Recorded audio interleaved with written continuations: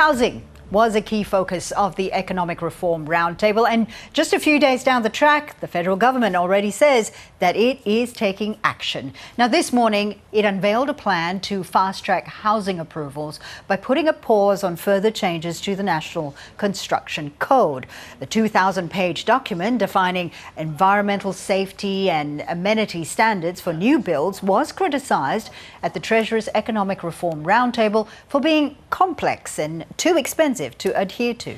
The next review for the code was slated for 2028, which the government will now postpone until mid-2029, although essential changes will still be allowed. Brendan Coates is the Housing and Economic Security Program Director at the Grattan Institute, and he says the changes should boost the number of houses built in Australia.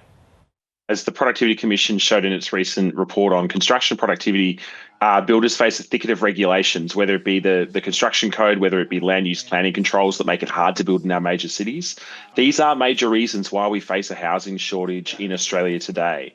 And it's why housing, in large part, has become more unaffordable and less attainable to Australians. And this is an urgent national priority to get more housing built as quickly as we can.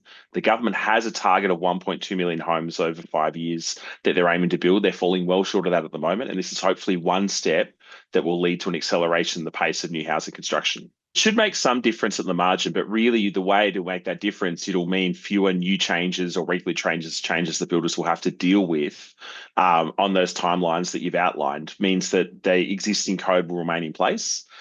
Which means builders can have more confidence that if they're, undertaking innovations, that they satisfy the existing code, that they won't run afoul of future changes to the code if they're building those practices into their building models. But it doesn't necessarily change what's being built in Australia in the next 6 months to a year or 2 years, because the existing code remains in place. As we've heard at the roundtable, it is complex. That code remains in place. I think the other part of this that is important is the government will do a review of the code itself, and that's probably the more substantive change in the long run, to work out whether there are aspects of the regulatory settings that are adding costs, that don't add value, that mean we get fewer homes built and those homes take longer to build.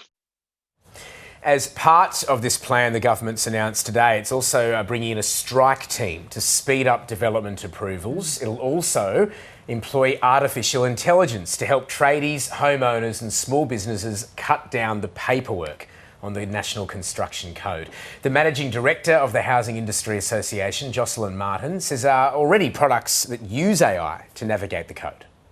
To be able to give that kind of innovation a boost is something that will really help. It helps the builder navigate the complexity of it. It's got the opportunity to kind of pull different sections of the code together so that they can get a complete answer. And it's got the opportunity to kind of add additional information, maybe like videos or those kinds of helpful pieces of advice to it too. So I think it's got enormous potential to make things easier and allow builders to get back out on site and out of the office.